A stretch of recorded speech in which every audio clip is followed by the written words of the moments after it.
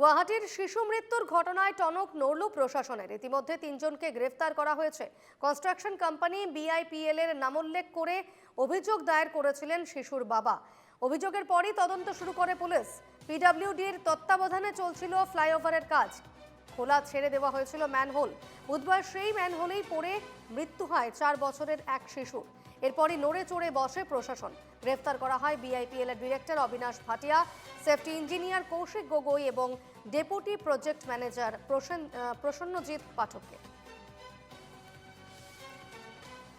CC ক্যামেরার সেই ছবি, সিসিটিভি ফুটেজ আপনাদের সামনে এই মুহূর্তে রয়েছে। দেখুন কিভাবে ওই শিশুটি একেবারে ম্যানহোলের দিকে এগিয়ে আসছিল এবং হাঁটতে হাঁটতে হঠাৎই একেবারে ম্যানহোলের ভিতরে পড়ে যায় ওই শিশুটি।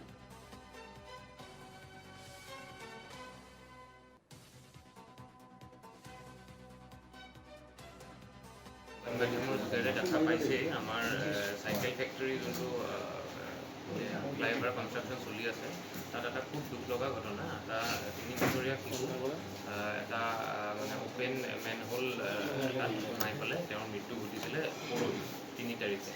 তো এই গোটেই ঘটনাটো ইমিডিয়েটলি পুলিচেও ৰেছপণ্ড কৰিছিলে আৰু গোটেই যোৱাকালি দিনটোত আমি এটা FIR পাইছিলোঁ তেওঁৰ দেউতাকৰ পৰা, সুনীল কুমাৰ শ্বাহ বুলি।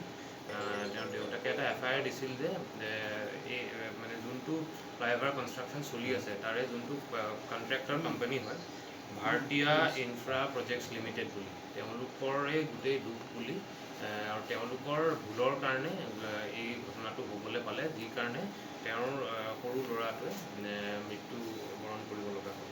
তো আমি ইমিডিয়েটলি যিহেতু কমপ্লেইনটো পাইছিলোঁ, আমি ইমিডিয়েটলি ইনভেষ্টিগেশ্যন ষ্টাৰ্ট কৰিছিলোঁ। আৰু যিহেতু এইটো এটা চিভিল প্ৰজেক্ট PWDৰ আণ্ডাৰত চলি আছে, তো PWDৰ লগতো আমি কথা পাতি একজেক্টলি কোনে কামটো কৰি আছিলে বা কোন জড়িত বা কাৰ ৰেছপনচিবিলিটি আছিলে সেইখিনি আমি উলিয়ালোঁ। আৰু উলিয়াই পেলাই আমি ইতিমধ্যে 3 জন মানুহক কৰায়ত্ব কৰিছোঁ।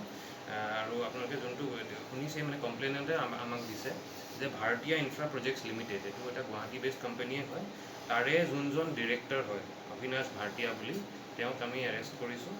আৰু কৌশিক গগৈ, তেওঁ হৈছে ছেফটি ইঞ্জিনিয়াৰ সেই পাৰ্টটো, তেওঁক আমি এৰেষ্ট কৰিছোঁ।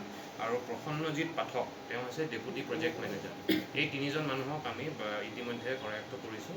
আৰু তেওঁলোকৰ মানে আমি এতিয়ালৈকে যোনখিনি বস্তু পাইছোঁ আৰু ফাৰ্ডাৰ আগলৈ আৰু মানুহ এৰেষ্ট কৰিব লগা হ'ব পাৰে, কিন্তু তেওঁলোকৰ ভুলৰ কাৰণে প্ৰাইমেৰিলি এই ঘটনাটো হ'ল বুলি আমি ভাবিছোঁ। সেইকাৰণে তেওঁলোকক এৰেষ্ট কৰা হৈছে আৰু ফাৰ্ডাৰ ইনভেষ্টিগেশ্যন চলিব।